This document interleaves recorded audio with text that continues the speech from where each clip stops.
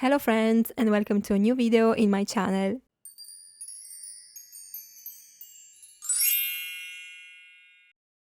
It's been a long time since I've done one because the last past months have been a mess for me, and on top of that I'm still ill. I mean, my nose is still closed after a month of being having a cold, a strange cold that I've never had in my life. So I don't know, I still have to figure out how to heal myself and how to get back to my normal life. Anyways, in this video I'm going to talk about burnout. Yes, you've heard right. I'm not going to talk about positive things, just ugly things in this video, and I'm very, very sorry for that, but I think a lot of artists need to hear someone else's perspective on burnout because, in my opinion, burnout may be different from person to person, and every artist experiences a different type of burnout. So it may be that my type of burnout, it isn't your type of burnout, or it is your type of burnout. So it may be helpful to hear what I've experienced and what I'm still experiencing. First of all, I want to explain what I'm doing in this video, and I'm actually drawing and painting myself. It's the first time I'm doing my portrait. I know that a lot of professors and artists tell you that you have to draw yourself in order to be better at portrait.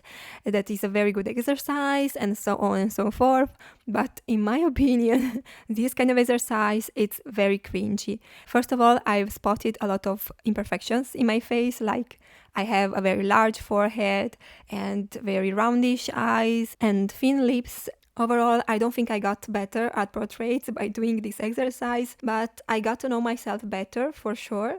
And I suggest you to do this exercise only if you feel good about yourself, if you are in a good mental health, because otherwise it may feel too harsh on you. You may spot too many imperfections, you may feel bad about yourself, and it may not help you as a person and as an artist. So do it if you want to do it and if you feel enthusiastic about doing it, but not just because other people or professors tell you to do it. Talking about burnout, there may be a lot of reasons for it, and one of these may be the fact that you are not feeling good enough at drawing, at making art in general. You're struggling too much with your skills, and you compare yourself with others too much, and this may stress you out a lot and again take you to a burnout. Another reason may be the fact that you're working too much, you're taking too many commissions, so you're stressing your body and your mind too much, and this again results in a burnout. My burnout's reason is different from the first two because I wasn't stressing about my skills and I wasn't working too much. But I had like a few months where I've been searching for work in the industry, like so many hours, and I had a lot of bad feelings, a lot of bad thoughts because I didn't feel like good enough for working in the industry, and this is because I'm a self-taught artist. I never been to a school, and this is like my thought every time something goes wrong. Is like, okay, it's because I don't have like a professional studies, but this is not true because there are a lot of good artists that are self-taught. So this is like a thought that has no reason to be in my head.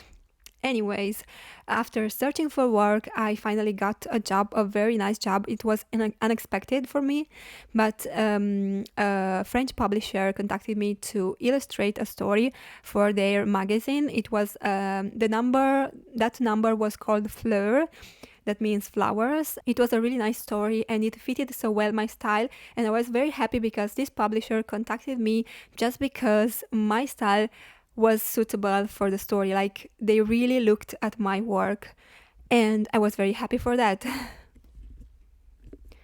So what's the reason for the burnout? I think the reason is that I've worked too much in a very little time. Like, I had 1 month to complete all the story, all the illustrations. There were like 8 or 9 illustrations, and I wanted to do such a great job. Like, this is my occasion, I have to do it very well, that I stressed too much. and I don't blame the publisher at all. I just blame my expectations. I had such high expectations, and I wanted to do such a nice job that I worked a lot. I worked too much, and I should calm a little bit and rest a little more, because in the end I would do the job in the same amount of time. So after working so much for a month, even if I was very happy to work on it, after this job, I felt lost. Like that was the beginning of my burnout, because I had like previous months with research and with a sort of like bad thoughts. Then I had a good job with high expectations from my side, and after all this journey, I end up with a burnout. In the beginning, I didn't thought of burnout. I just thought I was too tired and needed some rest. So eventually, I took a couple of weeks off, and by the time I turned back to art, summer has arrived. And summer here in Italy, it's crazy. It's so hot and there's so much humidity. Like even sitting down at a table and draw something can be very, very hard. Anyways, during summer, I tried to create some illustrations, to draw something, but overall, I wasn't happy with what I was doing. And at some point, I just blamed the summer. I thought, okay, this is just summer.